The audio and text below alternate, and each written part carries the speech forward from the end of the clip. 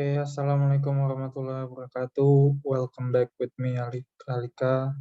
And today we're gonna talk about NGN broadcasting and network security.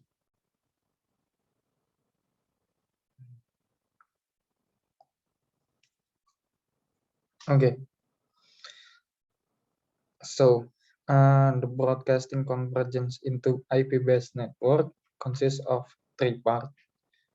First is enabler, where it's include digitalization of the content, availability of multimedia device, and high-speed mobile networks such as 4G and above. Next, we got convergence of broadcasting and telecommunication and telco operator.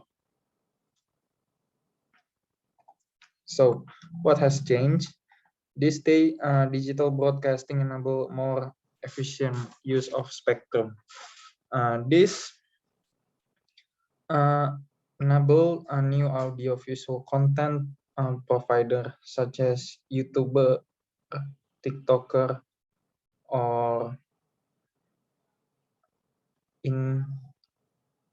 Instastar, etc. Next is content provider can also offer a service directly to all market without gatekeeper, making it not only national competitive but also international competitive. This also include the government challenge to the government instrument to control the broadcasting content. Okay.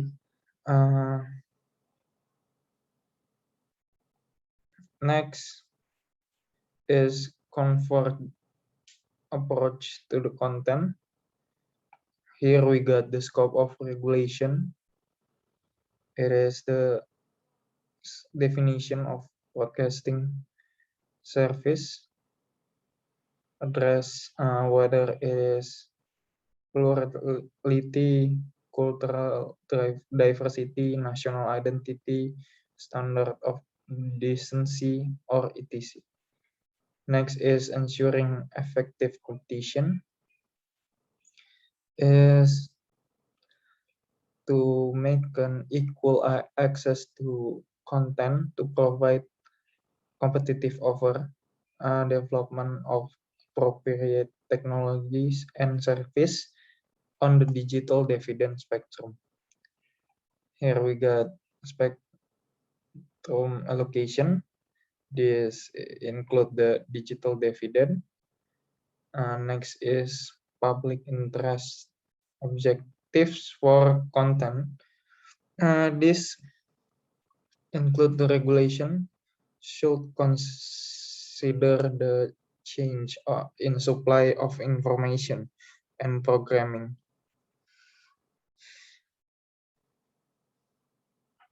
Next is advertise. There were times where advertisement that can be skipped in traditional broadcasting, but now we can skip as it NGN. We can skip the ad. So itu the advertise must carry regulation, and broadcaster must carry public service channel. Next, we got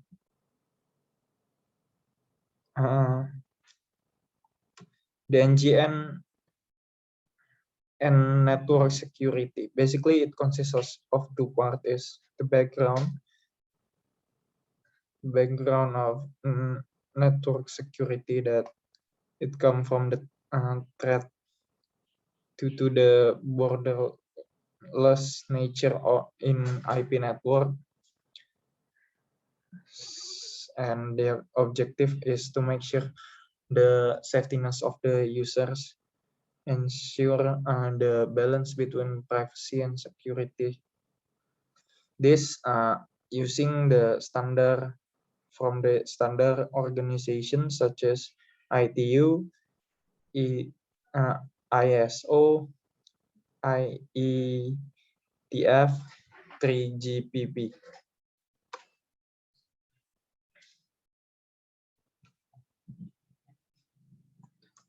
Next is ITU Resolution X.805.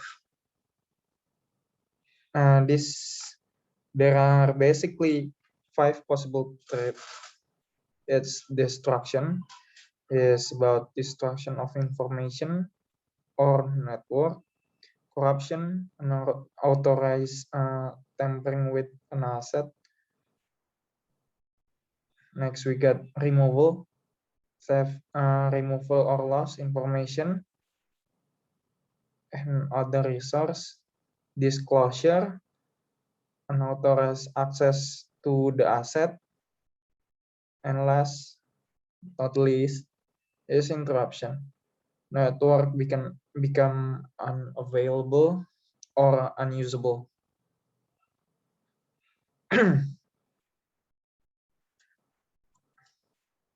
Next is threat of FYP.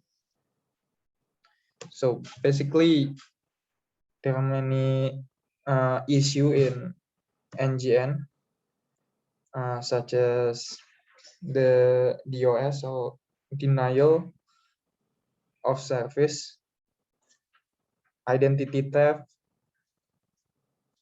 So basically, ITU recommend 3 kind of security layers: its infrastructure, service, and application. As for the threat and risk of VoIP is for us, the example is power failure. For FYP is different from traditional telephone in that voice service are potentially vulnerable to number power of failure points within the network. Usually we use backup for the such as battery bank to solve this issue. And there are some more, such as lack of capability management. This include the network traffic can in fact impact the VoIP traffic, and also the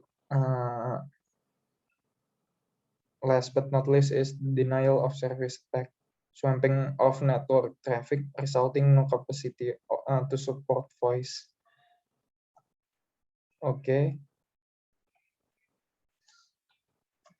thank you guys. So sorry if there are wrong part or something that you can understand. Maybe you can comment and ask me, so I will answer the question.